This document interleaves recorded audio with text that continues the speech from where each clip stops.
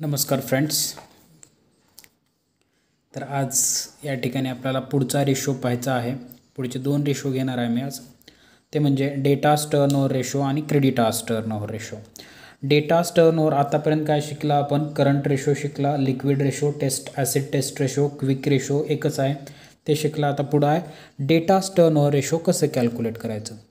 क्वेश्चनमध्ये काय दिलं? Calculate the debtors turnover ratio from the following data. खालील माहितीनुसार डेटास टर्नओव्हर रेशो कॅल्क्युलेट करायचा आहे. मग काय काय सांगितलं आहे? Total sales for the year 2011 7,50,000. Cash sales for the year 2011 1,50,000. त्याच्यानंतर पुढं काय सांगितलं आहे चेक करा.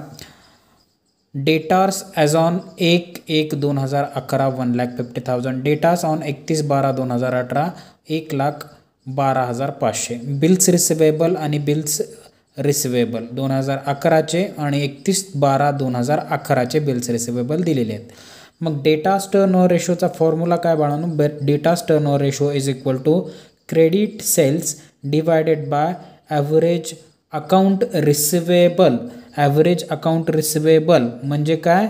तर अकाउंट रिसिवेबल म्हणजे डेटास. ठीक आहे, ॲव्हरेज अकाउंट रिसिवेबल म्हणजे डेटास आणि बिल्स रिसिवेबल या दोघांचं combination. Credit sale divided by average account receivable.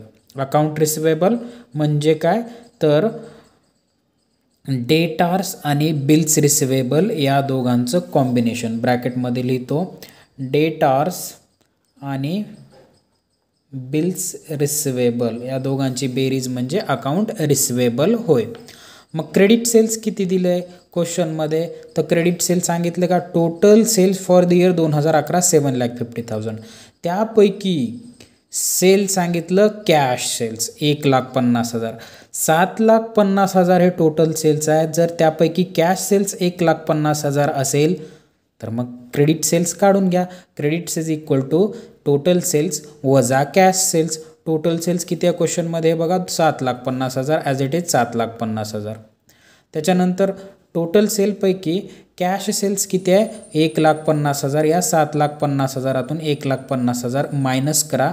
राहिलेले 6,00,000 म्हणजे तुमचे क्रेडिट सेल्स. ओके, लक्षात आलं? क्रेडिट सेल्स कसं आलं? वरचं कॅल्क्युलेट करून घेतलं. आता ॲव्हरेज अकाउंट रिसिवेबल. ॲव्हरेज म्हणजे काढता येतं आपला प्रत्येकाला. ॲव्हरेज म्हणजे काय? तर सरासरी. मग सरासरी काढायचे कशाची? तर opening balance of debtors and opening balance of bills receivable या दोघांचं या ठिकाणी आपल्याला सरासरी किंवा ॲव्हरेज काढायचं आहे. Average account receivable. Average account receivable किती आहेत? तर या ठिकाणी ओपनिंग बॅलन्स ऑफ डेटर्स किती आहे चेक करा. Opening balance of debtors on 1/1/11 1,50,000 आणि बिल्स रिसिवेबल ॲज ऑन 1/1/11 66,250. या दोघांचं ॲव्हरेज काढा. मग ॲव्हरेज कसं काढायचं? दोघांची बेरीज 1,50,000 अधिक 60,250 दोघांची बेरीज करा. याच्या 1/2 घ्या, अर्ध घ्या. येऊन जाईल तुमचं ॲव्हरेज डेटाज 1,08,125. किंवा ओपनिंग अधिक क्लोजिंग डिवायडेड बाय 2 हे जरी केलं, असं दिलं नसेल, ओपनिंग बॅलन्स अधिक क्लोजिंग बॅलन्स दोघांची बेरीज जरी दिली तरी काही फरक पडत नाही, घेता येतं आपल्याला. ठीक आहे, तर इथं असं घेतलं आहे तर या पद्धतीनं घ्या. आणखी एक आहे ॲव्हरेज डेटर्सचा किंवा ॲव्हरेज कॅल्क्युलेट करण्याचा फॉर्म्युला. जर ओपनिंग क्लोजिंग आणि परत क्लोजिंग दिलं नसेल तर या ठिकाणी आपण ॲव्हरेज कसं काढू शकतो? Account receivable opening balance plus closing balance divided by 2 या फॉर्म्युल्यानं सुद्धा आपण अकाउंट रिसिवेबल काढू शकतो. ओके, तर असं काढलं आहे. मग किती आलं? 1,50,000 1,50,000 66,250 66,250 दोघांची बेरीज केली. याच्या 1/2 घेतलं, डिवायडेड बाय 2 केलं तर आलं 1,08,000. याचा debtors turnover ratio credit sales divided by average account receivable घ्या 1,08,125. याचं उत्तर येईल 5.5444. तर याचं जे काय 5.4 आलं तर डेटास टर्नओव्हर रेशो असेल तर त्याला टाईम्स हे लावायचं. Datas turnover ratio 5.454 times. Okay, next लक्षात आला डेटास टर्नओव्हर रेशो. त्याचप्रमाणे हे बघा क्रेडिटार्स टर्नओव्हर रेशो कॅल्क्युलेट करायचा आहे. Calculate from the following financial data calculate creditor turnover ratio. Same question राहणार आहे. Credit purchase during the year 4 lakh. Creditor as on 1/1/2011 80. Creditors closing सांगितले. बिल्स पेएबल आणि बिल्स पेएबल ओपनिंग क्लोजिंग दोन्हीही सांगितलेला आहे. Formula same. तिथं क्रेडिट सेल होतं, इथं काय राहणार क्रेडिट परचेस राहणार. इथं ॲव्हरेज अकाउंट रिसिवेबल होतं, इथं काय राहणार अकाउंट पेएबल राहणार. Okay same. मग आता क्रेडिट परचेस डायरेक्ट क्वेश्चनमधले सांगितले credit purchase during the year 2011 4 lakh.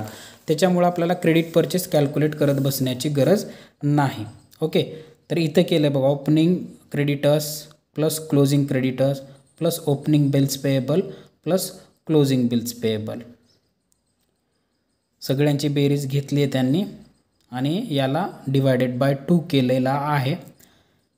4 lakh credit sales होतं आणि बाकीचं ओपनिंग क्लोजिंग सगळ्याचे बेरीज करून इथं पण घेता येऊ शकतं आपल्याला.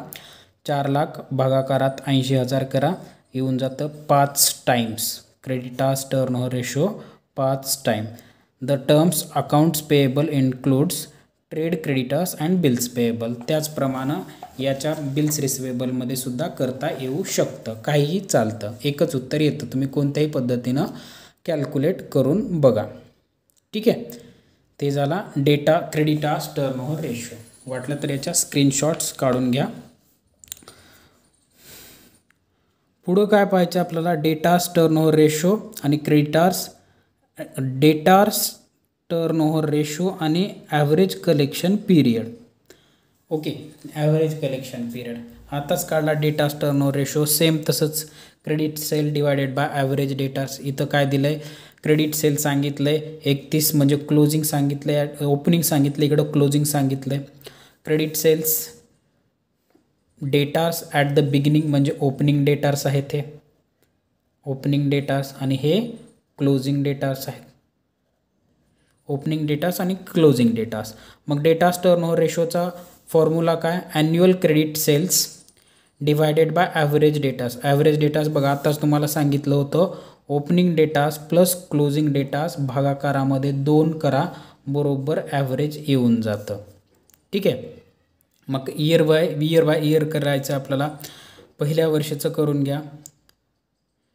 ॲव्हरेज 2011चं 1,20,000 1,20,000 1,50,000 1,50,000 ओपनिंग अधिक क्लोजिंग भागाकारात 2 1,35,000 पहिल्या वर्षी. दुसऱ्या वर्षी येतं 1,65,000. ओके. मग डेटार्स टर्नओव्हर रेशोचा इथंच फॉर्म्युला घेऊ. डेटार्स टर्नओव्हर रेशो काय क्रेडिट सेल्स 2011चं किती आहे 7,50,000 7,50,000 भागाकारामध्ये ॲव्हरेज काढलेलं 1,35,000 1,35,000 करा. किती येतं बघा 7,50,000 भागाकारात 1,35,000 जर कॅल्क्युलेट केलं तर 5.56 टाईम 5.56 टाइम्स म्हणा 2011चं. ठीक आहे. आता 2012चं सेम करा. 9 लाख क्रेडिट सेल्स आहे. 9 लाख भागाकारामध्ये ॲव्हरेज किती आलेला आहे या ठिकाणी 1,65,000 1,65,000. 9 लाख भागाकारामध्ये 1,65,000 करा, येऊन जाईल तुमचं 4.45 टाइम्स. ठीक आहे 4.45 टाइम्स. मग आता दुसरं काय कॅल्क्युलेट करायचं आहे average collection period. Average collection period कसा कॅल्क्युलेट करतात नंबर ऑफ वर्किंग डेज. एकतर तुम्ही 365 घ्या किंवा 360 घ्या काही चालतं. Divided by debtors turnover ratio. मग 360 घेऊन कॅल्क्युलेशन केलं 2011चं 360 वर्षातले दिवस भागाकारामध्ये डेटार्स टर्नओव्हर रेशो आताच काढला होता. किती आला होता 5.56 2011चा. जर कॅल्क्युलेट केलं तुम्ही तर 64.7 डेज. ॲव्हरेज कलेक्शन पिरियड किती येईल 64.7 डेज. कलेक्शन पिरियड म्हणलं की ते डेमध्ये लिहायचं. त्याच्यानंतर 2012चं कॅल्क्युलेशन करा 360च वर्षातले दिवस आणि आलेलं उत्तर 5.45 करा, बरोबर येऊन जाईल 66.05 डेज. ओके, 0.5 डेज हे होतं ॲव्हरेज कलेक्शन पिरियड आणि ॲव्हरेज कलेक्शन पिरियड आणि डेटाज टर्नओव्हर रेशो. सेम आता क्रेडिटार टर्नओव्हर रेशो आणि ॲव्हरेज पेमेंट पिरियड काढून घ्या, म्हणजे आता आपलं कंप्लीटच होऊन जातं आणि पूर्ण. मग एकामध्येच सगळे क्वेश्चन पाहूया.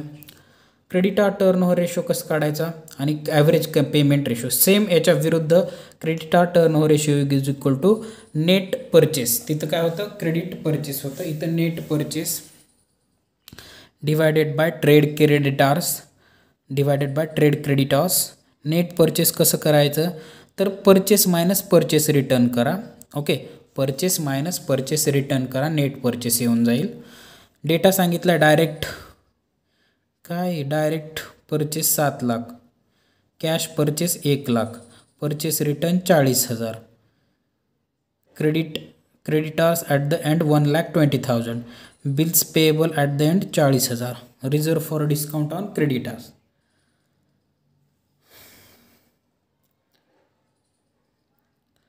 काढा मग. नेट परचेस किती आहे, 7 लाख वजा रिटर्न किती आहे, 40,000. परचेसमधून हे क्रेडिट परचेस असेल, हे क्रेडिट परचेस. इथं नेट परचेसच्या ऐवजी formula credit purchase divided by average creditors मी इथं लिहितो. क्रेडिट सेल्स होतं पाठीमागं, इथं क्रेडिट परचेस असेल divided by average creditors. Credit purchase किती आहे, 7 लाख, त्याच्यामधून हे रिटर्न तेवढं मायनस करा, 6,60,000 येऊन जाईल क्रेडिट परचेस. आणि ॲव्हरेज क्रेडिटर्स म्हणजे काय, ओपनिंग डेटर्स आणि क्लोजिंग डेटर्स या दोघांची बेरीज भागाकारामध्ये 2. ओके, कॅल्क्युलेशन करा. बरोबर creditors at the end 1,20,000, bills payable at the end म्हणजे पहिल्यासारखंच आहे, बिल्स पेएबल ते दिलेलं नाही, दिलं आहे त्याच्यामुळं घ्या पूर्ण 6,60,000 आणि त्या दोघांची बेरीज 4.125 टाईम्स म्हणायला. आणि त्याच्यानंतर पुढं average payment period equal to 360 किंवा 365 भागाकारामध्ये क्रेडिटर्स टर्नओव्हर रेशो आला 88.49 डेज. ओके, तर क्वेश्चनमध्ये आपण डिटेल्समध्ये पाहणारच आहोत. उगं तुम्हाला बुक्समध्ये असं करून दाखवलं, स्क्रीनशॉट घेऊन ठेवा. आपण नेक्स्ट लेक्चरमध्ये भेटू आता.